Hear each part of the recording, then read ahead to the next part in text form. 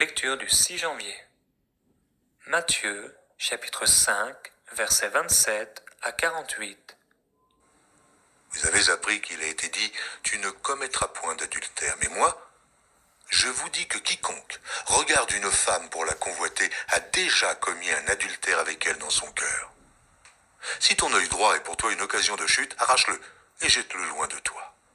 Car il est avantageux pour toi qu'un seul de tes membres périsse et que ton corps entier ne soit pas jeté dans la guéhenne. Et si ta main droite est pour toi une occasion de chute, coupe-la et jette-la loin de toi, car il est avantageux pour toi qu'un seul de tes membres périsse et que ton corps entier n'aille pas dans la guéhenne. Il a été dit que celui qui répudie sa femme lui donne une lettre de divorce. Mais moi je vous dis que celui qui répudie sa femme, sauf pour cause d'infidélité, l'expose à devenir adultère, et que celui qui épouse une femme répudiée commet un adultère. Vous avez encore appris qu'il a été dit aux anciens « Tu ne te parjureras point, mais tu t'acquitteras envers le Seigneur de ce que tu as déclaré par serment. » Mais moi, je vous dis de ne jurer aucunement, ni par le ciel, parce que c'est le trône de Dieu, ni par la terre, parce que c'est son marchepied, ni par Jérusalem, parce que c'est la ville du grand roi. Ne jure pas non plus par ta tête, car tu ne peux rendre blanc ou noir un seul cheveu. Que votre parole soit oui, oui, non, non. Ce qu'on y ajoute vient du malin. Vous avez appris qu'il a été dit œil pour œil et dent pour dent. Mais moi je vous dis de ne pas résister aux méchants. Si quelqu'un te frappe sur la joue droite, présente-lui aussi l'autre. Si quelqu'un veut plaider contre toi et prendre ta tunique, laisse-lui encore ton manteau.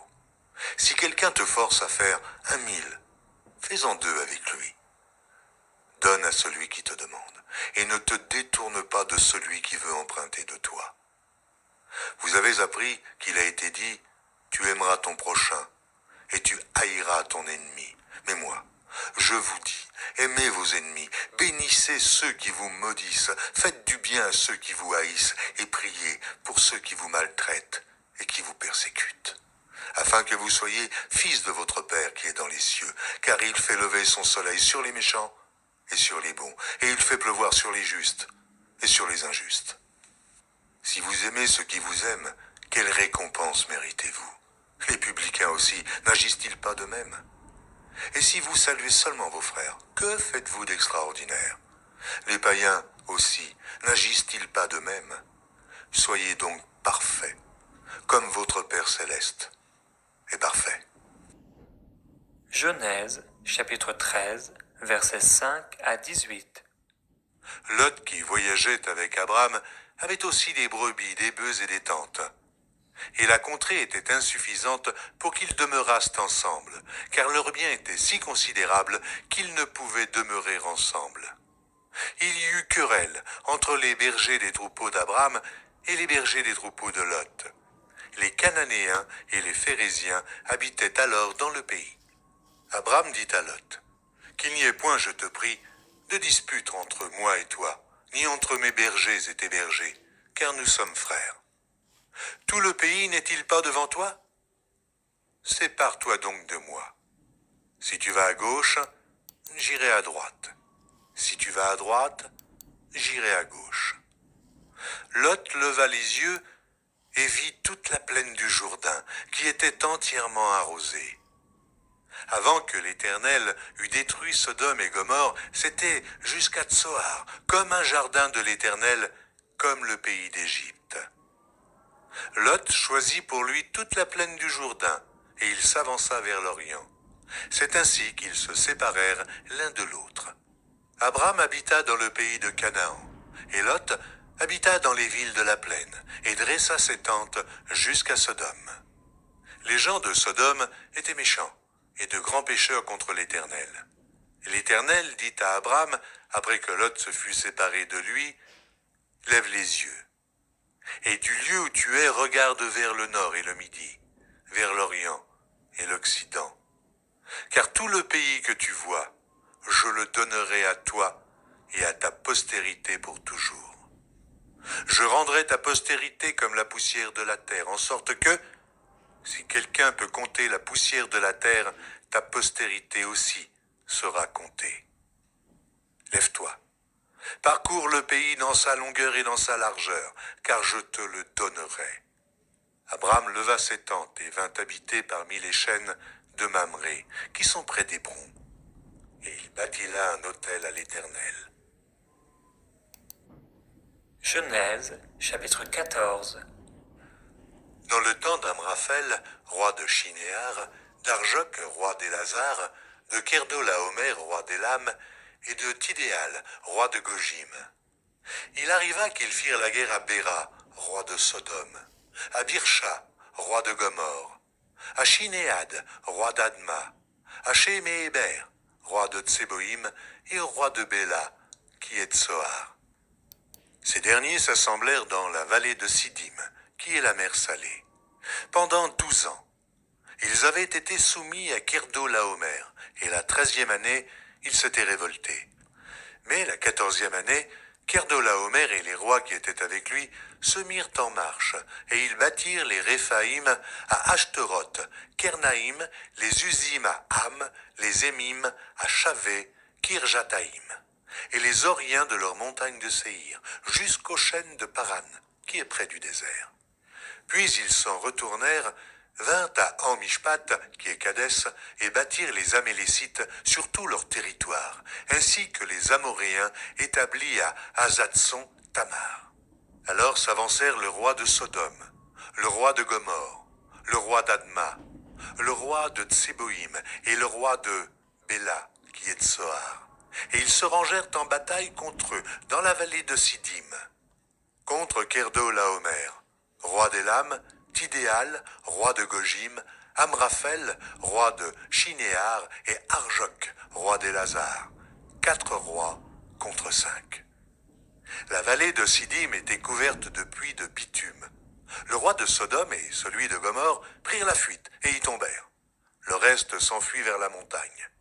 Les vainqueurs enlevèrent toutes les richesses de Sodome et de Gomorre, et toutes leurs provisions, et ils s'en allèrent. Ils enlevèrent aussi avec ses biens Lot, fils du frère d'Abraham, qui demeurait à Sodome, et ils s'en allèrent. Un fuyard vint l'annoncer à Abraham, l'Hébreu. Celui-ci habitait parmi les chênes de Mamré. L'Amoréen, frère d'Eshcol et frère d'Aner, qui avait fait alliance avec Abraham.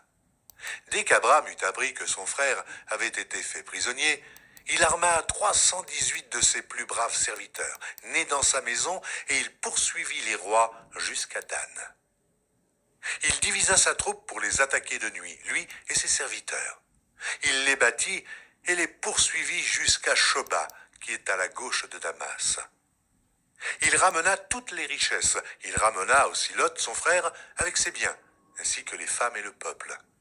Après qu'Abraham fut revenu vainqueur de Kerdolaomer et des rois qui étaient avec lui, le roi de Sodome sortit à sa rencontre dans la vallée de Chavé, qui est la vallée du roi. Melchisédek, roi de Salem, fit apporter du pain et du vin. Il était sacrificateur du Dieu Très-Haut. Il bénit Abraham et dit « Béni soit Abraham par le Dieu Très-Haut, maître du ciel et de la terre. Béni soit le Dieu Très-Haut qui a livré tes ennemis entre tes mains. » Et Abraham lui donna la dîme de tout. Le roi de Sodome dit à Abraham « Donne-moi les personnes et prends pour toi les richesses. » Abraham répondit au roi de Sodome « Je lève la main vers l'Éternel, le Dieu Très-Haut, maître du ciel et de la terre. Je ne prendrai rien de tout ce qui est à toi, pas même un fil, ni un cordon de soulier, afin que tu ne dises pas « J'ai enrichi Abraham, rien pour moi. » Seulement ce qu'ont mangé les jeunes gens, et la part des hommes qui ont marché avec moi, Aner, Eshcol et Mamré, eux, ils prendront leur part. Genèse, chapitre 15.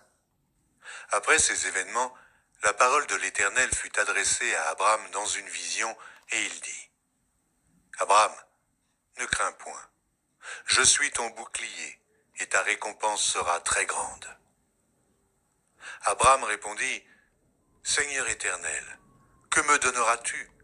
Je m'en vais sans enfant, et l'héritier de ma maison, c'est Eliezer de Damas. » Et Abraham dit « Voici, tu ne m'as pas donné de postérité, et celui qui est né dans ma maison sera mon héritier.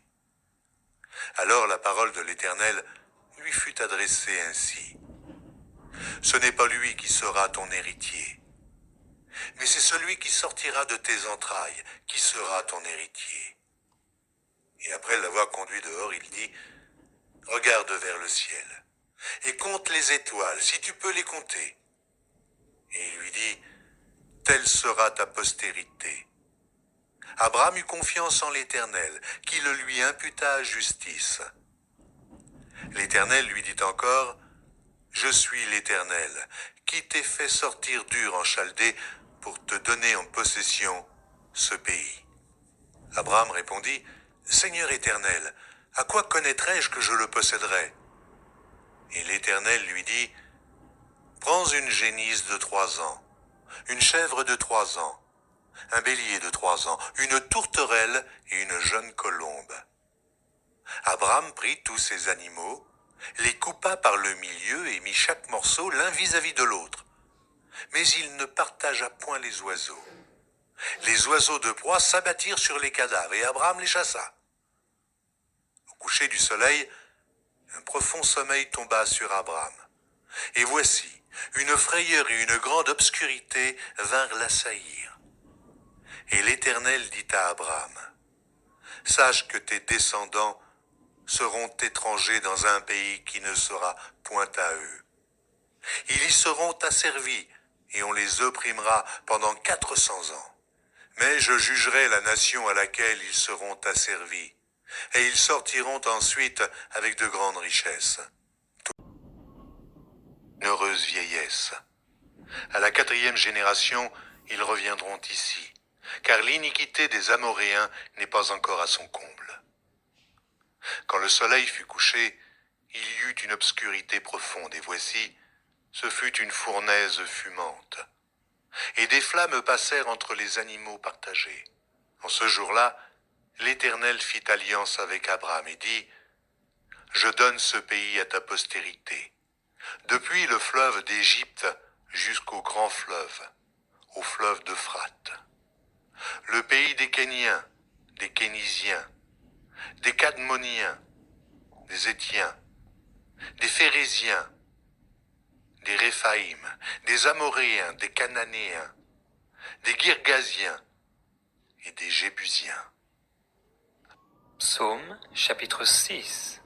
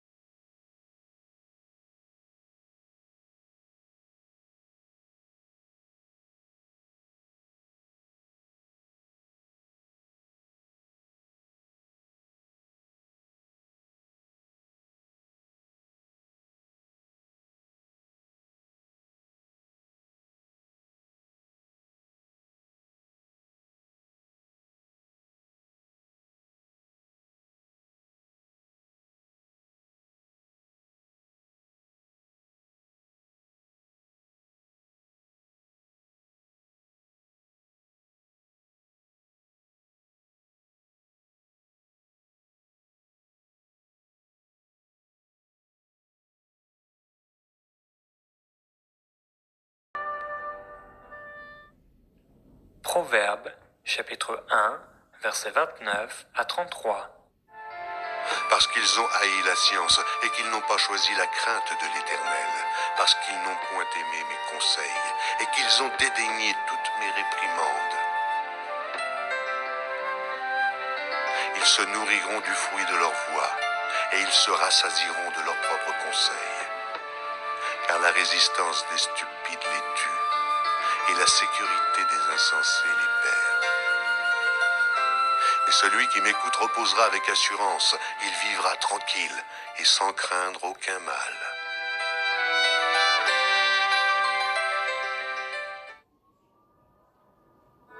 Ce service vous a été proposé.